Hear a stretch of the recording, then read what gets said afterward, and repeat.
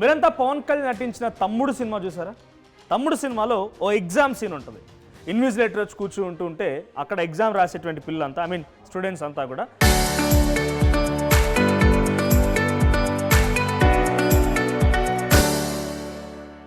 జుట్లో నుంచి ఒకరు చిట్టీలు తీస్తూ ఉంటారు, కాలర్ షర్ట్లో నుంచి ఒకరు చిట్టీలు తీస్తూ ఉంటారు, చేతులు కప్స్ ఫోల్డ్ చేసుకొని చిట్టీలు తీస్తూ ఉంటారు. ఇంకొకరేమో ఎగ్జామ్ రాదని చెప్పి ఓం సాయి అని ఏదో రకరకాల గురించి రాస్తూ ఉంటారు. అటువంటిదే సేమ్ జరిగింది ఆంధ్రప్రదేశ్లో. ఇంటర్మీడియట్ చదువుతున్న ఒక విద్యార్థి తన ఎగ్జామ్ రాసేప్పుడు ఆ ఎగ్జామ్ షీట్లో కొంత డబ్బులు పెట్టాడంట. ఆ డబ్బులు పెట్టి నన్ను పాస్ చేయండి, లేదనంటే పోతా. ఇది ఆ విద్యార్థి రాసిన ఒకే ఒక్క మాట. ఆ తర్వాత క్వశ్చన్ పేపర్ని 3 సార్లు ఎక్కించాడంట. నిన్నే రిజల్ట్ వచ్చాయి ఇంటర్మీడియట్వి. విశాఖకు సంబంధించిన ఒక విద్యార్థి ఏం చేశాడంటే ఇంటర్మీడియట్ బోర్డుకి ఫోన్ చేశాడు. ఫోన్ చేసి నేను సరిగ్గా చదవలేకపోయాను, ఫెయిల్ అవుతాననే భయంతో నేను ఆ ఆన్సర్ షీట్లో ఎగ్జామ్ క్వశ్చన్ పేపర్నే 3 సార్లు మళ్ళీ దాన్ని రాశాను, కొన్ని డబ్బులు కూడా పెట్టాను, నన్ను దయచేసి పాస్ చేయండి, లేదనంటే నాకు ఇబ్బంది అవుతుంది, పోతా. ఇది ఆ ఇంటర్మీడియట్ బోర్డుకి ఫోన్ చేసిన విద్యార్థి చెప్పిన మాట. వెంటనే షాక్ అయిన ఇంటర్మీడియట్ బోర్డు ఏం చేసింది, ఆ విద్యార్థికి ధైర్యం చెప్పింది. ఏం కాదు బాబు, మళ్ళీ సప్లిమెంటరీ ఎగ్జామ్స్ ఉంటాయి, సప్లిమెంటరీలో అప్లై చేయి, మంచిగా చదువుకో, మంచిగా ఎగ్జామ్ రాయమని చెప్పింది.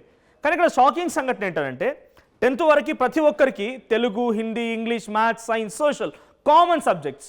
ఆ తర్వాత లైఫ్ డిసైడింగ్ ఫ్యాక్టర్ ఏంటంటే intermediate. It's a first step of life changing. మనం ఏ దారి ఎంచుకోవాలి, ఏ స్పెషలైజేషన్ ఎంచుకోవాలి అనేది ఫస్ట్ స్టెప్. కానీ ఆ విద్యార్థి డిఫరెంట్గా ఆ ఇంటర్మీడియట్లో చదివేటువంటి సమయంలో సరిగా చదువుకోక ఈ అలవాటు ఎంచుకున్నాడు. ఆన్సర్ షీట్లో డబ్బులు పెట్టడం ఏంటి, ఆన్సర్ షీట్లో డబ్బులు పెట్టిన వాళ్ళు పాస్ చేస్తారో చేయరో అని చెప్పి అనుమానంతో డైరెక్ట్గా బోర్డుకి ఫోన్ చేసి బోర్డుకే ఇన్ఫర్మేషన్ని పాస్ చేయడం ఏంటి? నిజంగా షాకింగ్ సంఘటన ఇది. కేవలం సినిమాల్లోనే జరుగుతుంది అనుకున్నాం, కానీ రియల్ లైఫ్లో కూడా జరుగుతుంది. అది కూడా ఇంటర్మీడియట్ స్టేజ్ నుంచి పిల్లలు ఈ రకంగా మారిపోతున్నారు, అర్థం చేసుకోండి. సో ప్రజెంట్ ఆ విద్యార్థికి సంబంధించి అన్ని రకాలుగా ధైర్యం చెప్పి ఆ ఇంటర్మీడియట్ బోర్డు ఇచ్చే ధైర్యంతో పాటుగా అధికారులను కూడా అలర్ట్ చేసి ఆ విద్యార్థి ధైర్యమే చెప్పారు. ఫైనల్గా కట్ చేస్తే రిజల్ట్ వచ్చింది.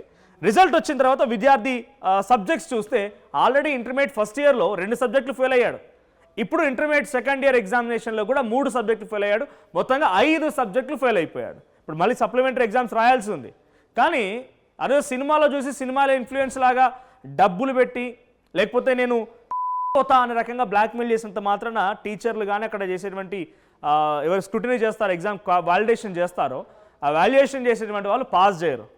సో డెఫినెట్గా మీరు చదువుకోవాల్సిందే, ఎగ్జామ్స్ రాయాల్సిందే, కొంత పాస్ వరకైనా ప్రయత్నం చేయాల్సిందే. కానీ ఈ విద్యార్థి చేసే సంఘటనతో ఒకసారిగా అటు గవర్నమెంట్, ఇంటర్మీడియట్ బోర్డ్ అండ్ టీచర్లు కూడా షాక్ అయ్యారు. చెప్తుంటే మీకు కూడా షాకింగ్ అనిపిస్తుంది కదా. ఎక్కడో సినిమాలో చూడడం కాదు, రియల్ లైఫ్లో మన పక్క రాష్ట్రం ఆంధ్రప్రదేశ్లో జరిగిన సంఘటన ఇది. ఆ బాబు డైరెక్ట్గా డబ్బులు పెట్టి నన్ను పాస్ చేయకపోతే పోతా అని రాయడంతో పాటుగా బోర్డు కూడా ఫోన్ చేసి ఇన్ఫార్మ్ చేశాడు. ఈ న్యూస్ విన్న తర్వాత మీకేమనిపించింది కామెంట్ చేయండి.